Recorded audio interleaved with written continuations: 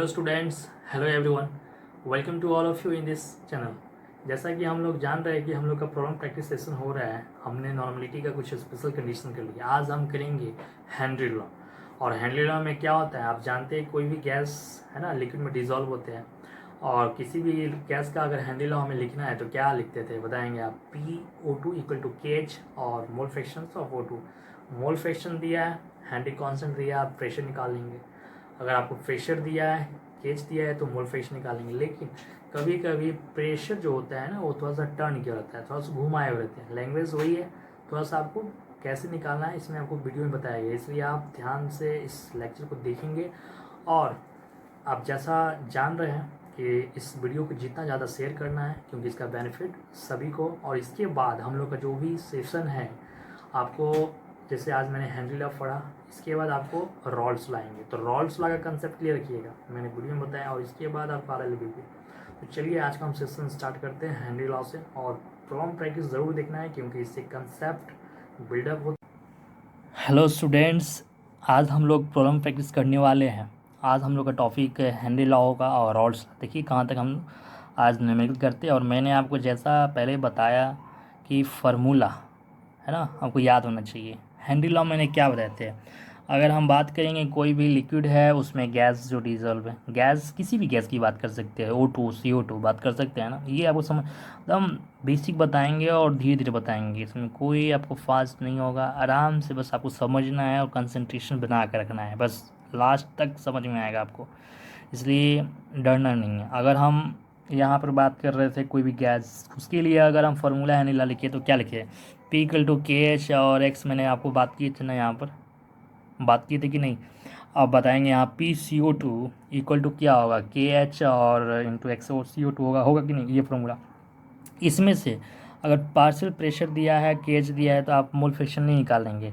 अगर KH और mole fraction दिया है तो पार्शियल प्रेशर नहीं निकालेंगे। तो इस तरह का क्वेश्चन आपको तो खुद बना लीजिएगा, इसमें तो कोई डाउट नहीं है ना। और थोड़ा सा क्वेश्चन में घुमाते हैं, जैसे है ना, आपको मोल फ्रैक्शन भी देगा लेकिन वो थोड़ा सा घुमा कर देता है। तो आइए हम देखते हैं। और मैंने मोल फ्रैक्शन बताया, जिसका भी मोल फ्रैक्शन निकालना है उसका मोल और बाई टोटल मोल। तो इसमें से सब तो आपको कंसेप्ट क्लियर ही है। तो आइए हम देख लेते हैं। और इसमें एक बात ध्यान देना है, थोड़ा सा प्रेशर का यूनिट होता है ना, प्रेशर का यूनिट हम बाद में, जैसे आपको बेसिकली 180 है ना, जैसे आप 760 mmSg कुछ कन्वर्जन हम बात करेंगे, पास्कल बार ये सब। आइए हम पहले हम देखते हैं क्वेश्चन क्या पूछा जा रहा है। Henry law constant for CO2 in water is 1.67 into 10⁸ pascal at 298 kelvin. देखिए क्वेश्चंस आपसे बने या नहीं बने उसको आपको टेंशन नहीं रखना है, क्वेश्चंस में क्या मेंशन है आपको वो सोचना है ना, और क्या निकालना है वो बात की बाद में समझेंगे। अब यहाँ पर ये आपको क्या कह रहा है, इस लाइन से क्या समझ में आया, KH दिया है ना, देखिए KH यहाँ पर लिखा हुआ है कि नहीं। फिर आगे हम पढ़ते हैं कैलकुलेट, देखिए यहाँ से quantity of CO2 in 500 gram of soda water.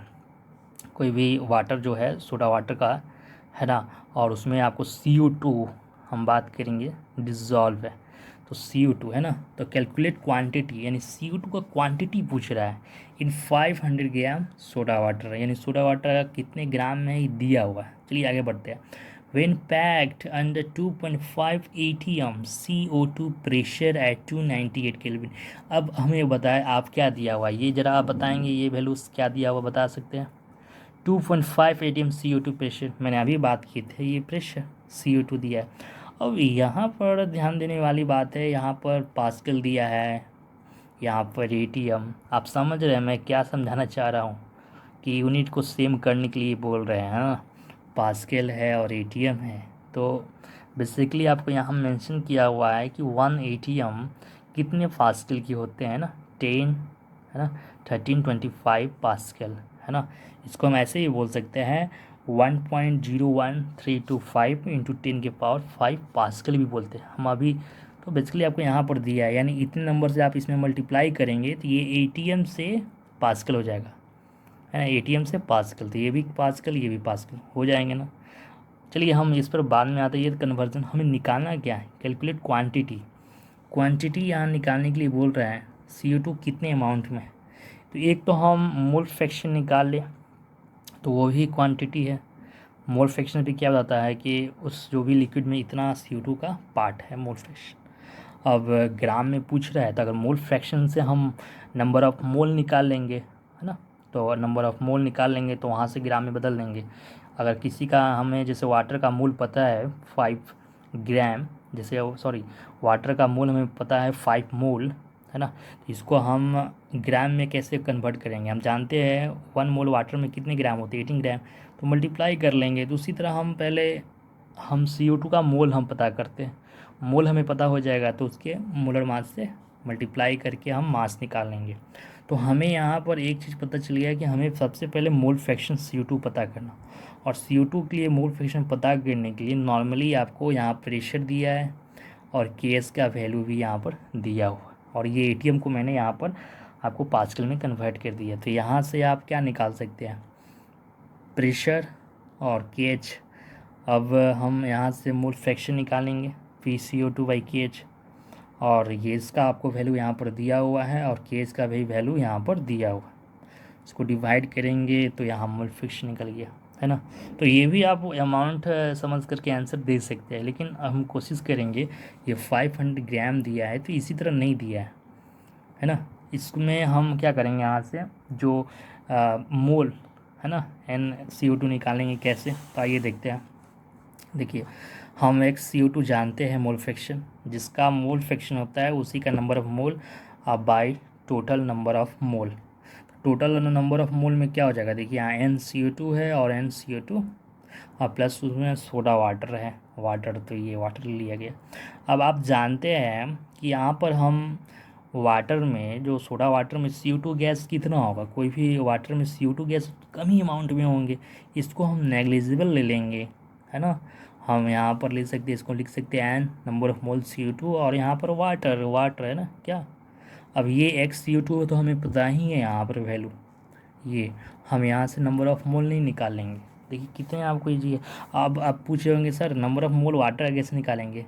Water का आपको ऊपर में मेंशन दिया हुआ है यहाँ पर, जो 500 ग्राम है ना। सोडा वाटर में आप कंफ्यूज नहीं होइएगा, है ना। वो CO2 डिज़ोल्व होते हैं, तो वो हम स्पेशली वाटर के में बात करते हैं उस तरह से, इसलिए ये नहीं कि सोडा, सर सोडा क्या है। CO2 जब डिज़ोल्व हो जाते हैं, कोको कोला वाटर की बात कर रहे हैं, सेम आप ऐसे समझेंगे, ओके। अब यहाँ देखिए, अब हमें NCO2 निकालना है, तो हमें वाटर का अब नंबर ऑफ़ मोल, अब नंबर ऑफ़ मोल मैंने कितने बार आपसे बात कर लिए। नंबर ऑफ़ मोल क्या होता है? Given mass by molar mass. क्या होता है? Given mass by molar mass, है ना। तो गिवन मास कर लेंगे, 500 अभी दिखा है, और मोलर मास इसमें डिवाइड करेंगे, और ये मल्टीप्लाई यहाँ जो आएंगे, तो यहाँ से NCO2 का आपको ये इतने वैल्यूज़ आ गए। जब हमें नंबर ऑफ़ मोल पता चल गए, तो हम उसका ग्राम नहीं निकाल लेंगे। 1 मोल में CO2 का कितना मास होता है? 44 से मल्टीप्लाई कर देंगे तो ये इतने ग्राम आ गए। तो ये बेसिकली आपको फंडा जो भी समझ में आ गए होंगे, इसमें ज़्यादा नहीं है, इसलिए हैंडला का मैं थोड़ा सा जो टर्न क्वेश्चन होते हैं जिग वो मैं करा दे रहा हूँ। इजी क्वेश्चन आप खुद बना लेंगे, KH डायरेक्ट फार्मूला पर है। और इसमें थोड़ा सा कन्वर्जन देख लेते हैं कि प्रेशर आगे काम आ जाए, कि 1 ATM 760 mmHg, 760 टॉर, और 1 ATM 1.01325 10⁵ पास्कल, जो कि आपको मैंने ऊपर दिया था, कभी कभी क्वेश्चन में नहीं दे।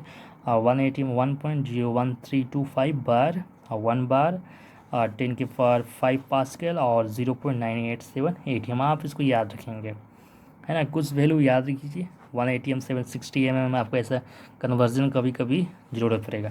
तो इसमें देखिए मैंने, है ना, इस तरह का एक और क्वेश्चंस करेंगे जिससे आपका कंसेप्ट थोड़ा और क्लियर हो जाए। तो हेनरी लॉ कांस्टेंट मेरे ख्याल से आपको ये क्लियर हो चुका होगा कि यहाँ पर आप यहाँ तक भी आंसर छोड़ सकते हैं, लेकिन कोशिश करें अगर हमें निकल रहे हैं वो तो हम निकाल लें।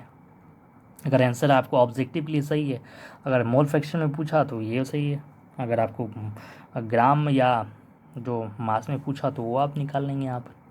तो ये मेरे ख्याल से आपको समझ आ गया होगा, इसमें कोई दिक्कत नहीं है। तो चलिए एक और क्वेश्चन कर लेते हैं, है ना। देखिए ये क्वेश्चन में आपको क्या ये समझ में आ रहा है, आइए हम देखते हैं, है ना, कितने यहाँ से यहाँ कितने लंबे क्वेश्चंस लिखा हुआ है, हमें समझ में आएंगे या नहीं आएंगे, और बहुत ही ईजी है। आइए हम कोशिश करते हैं। The air is a mixture of a number of gases, है ना। किसी भी जो हम एयर मिक्सर की बात करते हैं उसमें गैसेस है, उसमें थोड़ा आपको देखिए यहाँ पर जो आपको प्रेशर है ना, अगर हम बेसिकली बात करें कोई भी गैस की, अगर हम आपको मैं बोलूँ कि अगर ऑक्सीजन गैस है उसका आप बताएं हेनरी लॉ लिखना, तो क्या आप लिखेंगे? आप नहीं लिख सकते हैं कि PO2, है ना, आप ऐसे नहीं लिख सकते हैं। आप बताएंगे PO2 और KH into mole fraction O2, किसी भी गैस सेम एज कोई भी। तो आइए इसी तरह बात है। अब यहाँ पर अगर हम मोल फ्रैक्शन अगर हम बोले ऑक्सीजन का निकालना है तो प्रेशर मालूम होना चाहिए। तो यहाँ पर यही कि आपको टर्न किया है, प्रेशर को ही थोड़ा घुमाया है। देखिए कैसे, there air is a mixer number of gas, the major component है ना are oxygen and nitrogen with approximate proportion of 20% is 79% by volume at 298 kelvin. मैंने इतना फास्ट बोल दिया, आपको क्या समझ में आया बताएंगे? यानी कॉम्पोनेंट ऑक्सीजन एंड नाइट्रोजन का कितना है यहाँ पर। ऑक्सीजन है 20%, देखिए, है ना। जो एयर जो मिक्सचर है हम बात करेंगे बाई वॉल्यूम, है ना। देखिए जो यहाँ पर वो कितना ऑक्यूपाई किया है, प्रेशर की बात करें, देखो major component oxygen and nitrogen. Oxygen उसमें कितने अमाउंट है बाई वॉल्यूम 20%, और नाइट्रोजन कितने 79%। आगे बढ़ते the water is in equilibrium with air at pressure 10 atm, है ना। 10 atm यहाँ पर जो आपको ये टोटल प्रेशर दिया हुआ है। फिर at 298 kelvin if Henry law constant for oxygen and nitrogen. देखिए यहाँ ये लाइन तो आपको बहुत अच्छे से क्लियर हो गया। हेनरी लॉ कांस्टेंट दिया ऑक्सीजन एंड नाइट्रोजन, यानी ये किसका हेनरी कांस्टेंट है? ये ऑक्सीजन का, और ये किसका है? नाइट्रोजन का। और प्रेशर देखिए यहाँ में दिया है और यहाँ पर ATM में दिया है। मैंने आपको इसलिए पहले बोले थे कन्वर्जन, है ना, आपको बताए थे 1 ATM 760 AM होता है, तो इसका इस्तेमाल करेंगे यहाँ पर। और calculate composition of the gases in water, composition बोल रहा है, कंपोजिशन के लिए आपको वही यहाँ पर जो मैंने मोल फ्रैक्शन बताना है। तो ये प्रेशर को यहाँ पर घुमा दिया गया, है ना। तो ये टोटल 10 ATM है, और 10 ATM में आपको 20% जो ऑक्सीजन ऑक्यूपाई कर रहा है, 79% आपको ऑक्यूपाई कर रहा है यहाँ पर कौन सा गैस? नाइट्रोजन। तो आइए सबसे पहले यहाँ पर समझ लेते हैं। देखिए यहाँ पर हेनरी लॉ ऑक्सीजन का लिखना है तो आप जानते हैं KH इंटू XO2 लिखते हैं।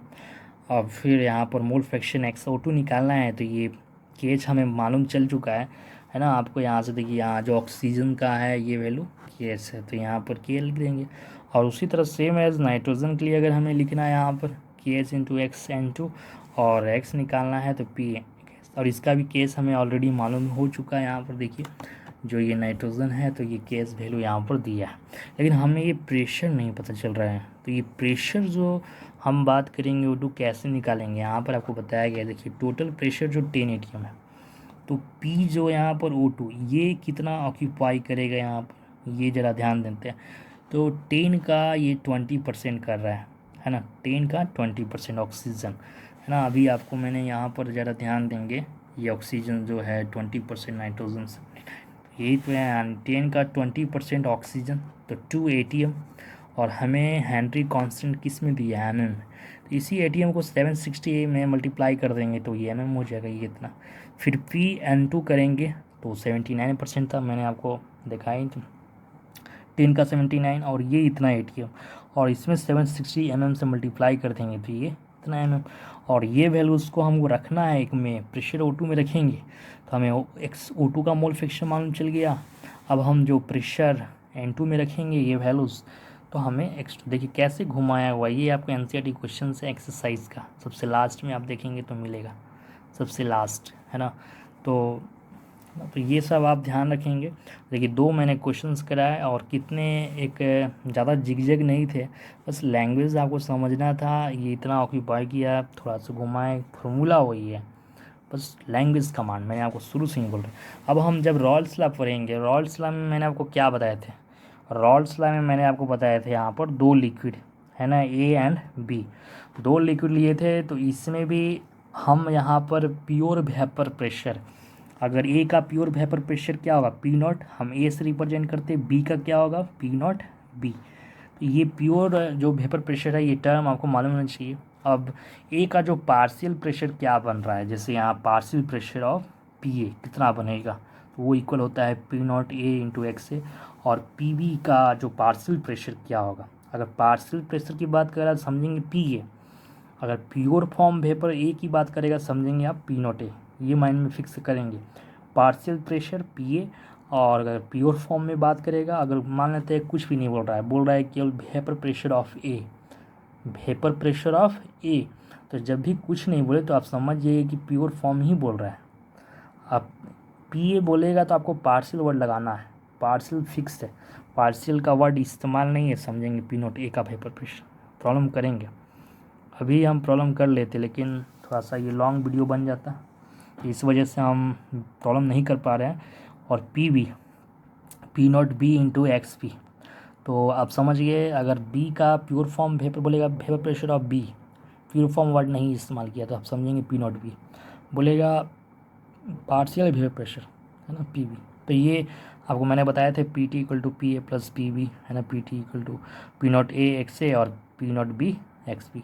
और इसमें एक भी हम बताए थे, अगर एक कंपोजिशन कोई भी लिक्विड का, एक आपको लिक्विड फॉर्म में होता है तो लिक्विड फॉर्म में मैंने बताया था composition X A and X B, और एक मैंने आपको कंपोजिशन में बताए थे वेपर। जब इसमें हम कन्वर्ट करेंगे तो ये लिक्विड क्या हो जाएगा, वेपर में जाएगा। तो वहाँ पर जो कंपोजिशन वेपर फेज में हम बात करते थे, क्या बात करते थे, वाई एंड वाई बी, ये भी just like mole fraction, just like mole fraction. अब आपको मोल फ्रैक्शन रिलेशन ये पता होना चाहिए यहाँ पर कि एक्स ए और एक्स बी का सम क्या होना चाहिए 1। तो ये सब हम बात करेंगे अगले लेक्चर में।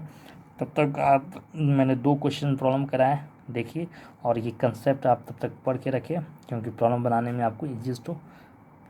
तब तक हम फिर नेक्स्ट वीडियो में मिलते हैं।